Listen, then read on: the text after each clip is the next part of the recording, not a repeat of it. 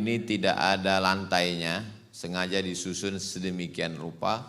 Filosofinya adalah bahwa ini seperti tulang rangka manusia dan jumlahnya semua 313 sebanyak tulang sendi yang ada pada diri manusia.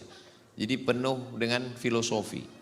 Sebelum masuk ke dalam saya melihat ada gentong isinya air, bahwa siapapun orangnya kalau dia masuk masjid dia mesti suci.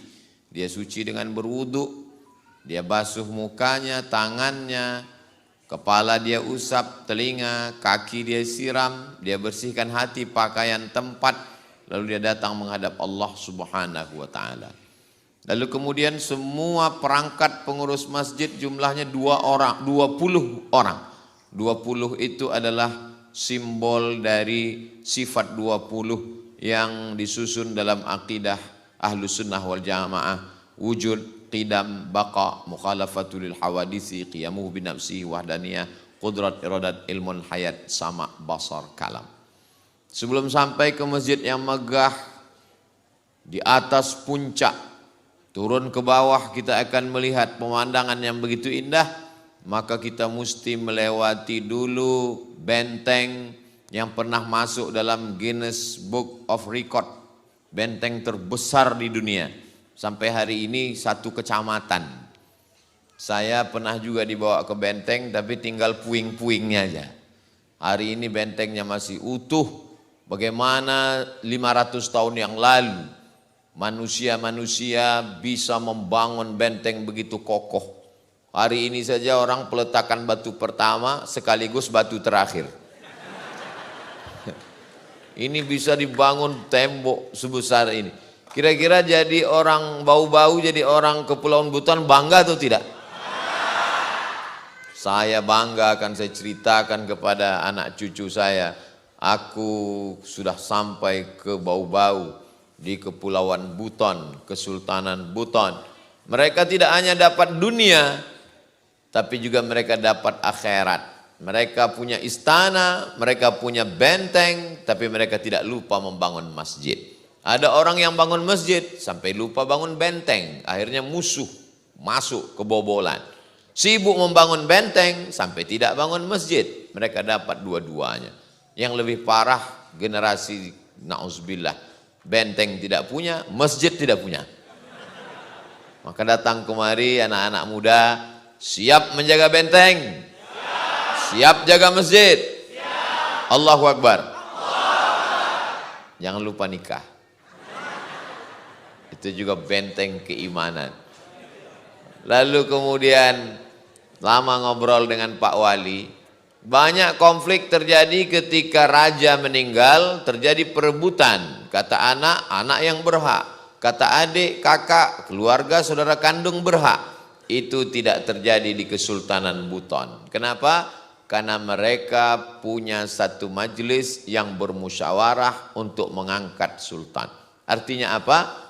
Persis ajaran Islam ada yang disebut dengan ahlul halli wal aqdi.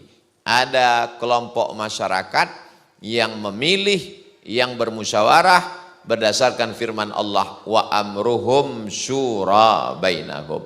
Orang beriman memutuskan perkara dengan musyawarah. Artinya apa?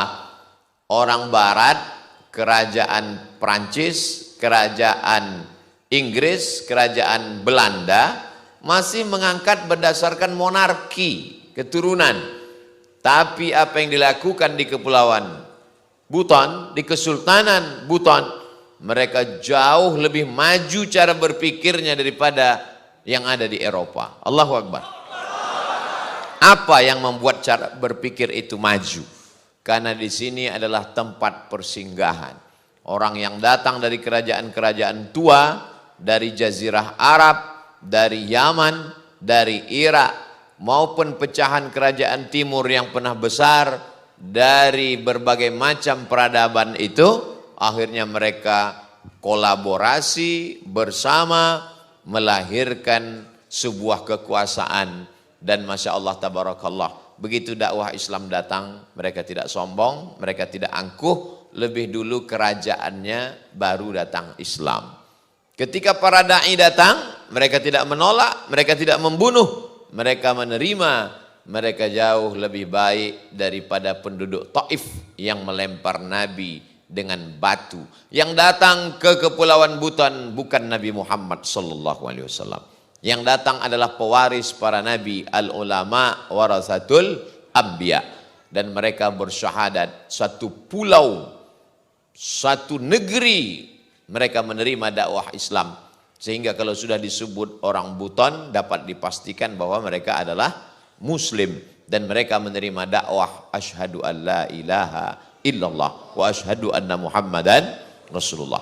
Apa yang saya jelaskan ini untuk mengingatkan anak muda, jangan terlena dengan masa lalu. Karena kita punya masa depan. Siapa yang tak pernah punya masa lalu? Lalu untuk apa Ustaz ceritakan masa lalu ini? Halakamru'un lam ya'rif qadrahu. Orang celaka adalah orang yang tidak tahu siapa jati dirinya.